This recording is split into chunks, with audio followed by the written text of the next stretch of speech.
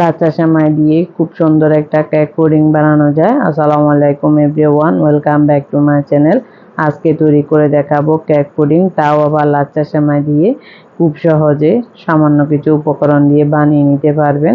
আশা করি আমার রেসিপিটি আপনাদের ভালো লাগবে। ভালো লাগলে চ্যানেলটি সাবস্ক্রাইব করে দিবেন, আবার বেল আইকনটি অন করে রাখবেন ভিডিওর নোটিফিকেশন সবার আগে পাওয়ার জন্য।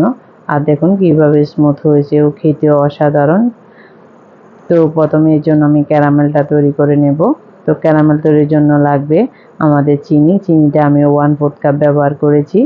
তো এটাকে আমি একটা ননস্টিক প্যানে দিয়ে দিচ্ছি, দিয়ে মিডিয়াম টু লো হিটে রেখে অপেক্ষা করতেছি। কিছুক্ষণ পর চিনিটা গলে আসছে।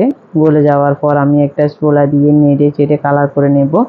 এর আগে নাড়বেন না, নাড়লে তাহলে এখানে গুটি লেগে যায়, গুটিগুলা আর সহজে গলে না, শক্ত শক্ত দানা হয়ে যায়। তো এর জন্য ননস্টিক প্যানটা ব্যবহার করলে ভালো হয়। তো আমার ক্যারামেলটা হয়ে আসছে। এবার আমি গরম অবস্থায় নামিয়ে একটা মোল্ডে সেট করে নেব। যেহেতু ক্যারামেলটা ঢালার সাথে সাথে ঠান্ডা লেগে জমে যাবে, বাইরের বাতাস লাগলে জমে যায়। তো আমি একটা মোল্ডে সেট করেছি, আপনারা যে কোনো বাটি বা যে কোনো কিছুতে সেট করতে পারবেন।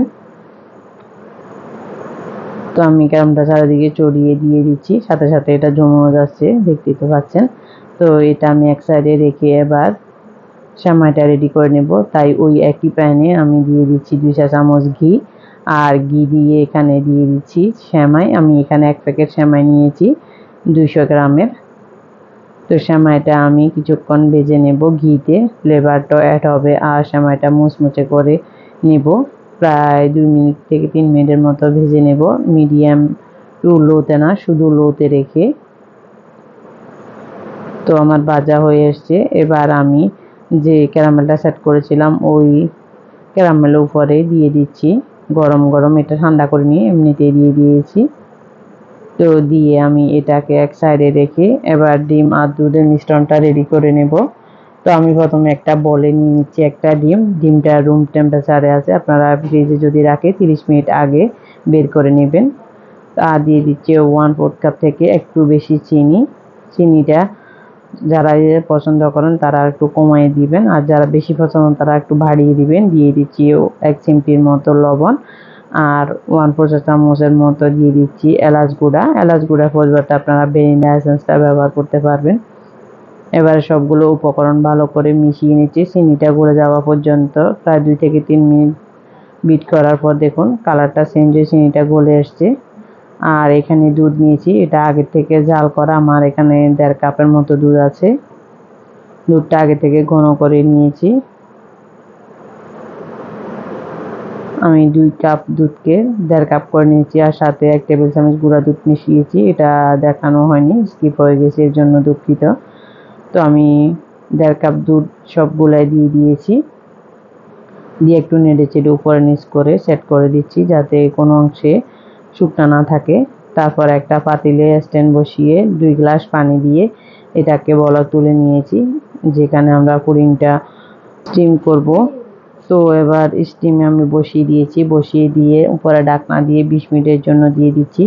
আর এর মাঝে একটা ফয়েল পেপার দিয়েছি যাতে অতিরিক্ত পানিগুলো পুডিংয়ের উপরে না পড়ে। তো 20 মিনিট পর আমার এটা সেট হয়ে গেছে। এবার নামিয়ে নিচ্ছি, নামিয়ে আমি ঠান্ডা করে নিয়েছি প্রায় 1 থেকে 1.5 ঘন্টার মতো। তো ঠান্ডা করে নিয়ে এবার আমি এটা মোল্ড আউট করে একটা ক্লিন কাউন্টার টপের উপরে নিয়ে নিচ্ছি, নিয়ে এটাকে পিস পিস করে কেটে নেব। দেখুন ইজিলি উঠে আসছে খুবই সুন্দরভাবে।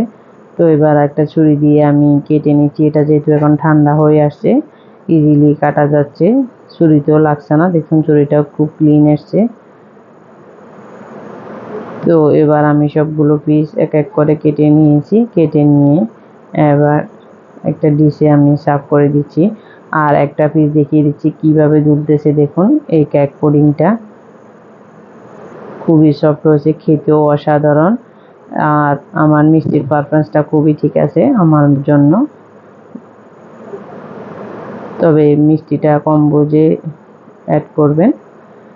তো আশা করি আমার রেসিপিটি এ পর্যন্ত কোথাও যদি একটু ভালো লেগে থাকে তাহলে চ্যানেলটি সাবস্ক্রাইব করে পাশেই থাকবেন। তো আমি পিসগুলো ভেঙে দেখাচ্ছি ভিতরেরটা কেমন হয়েছে।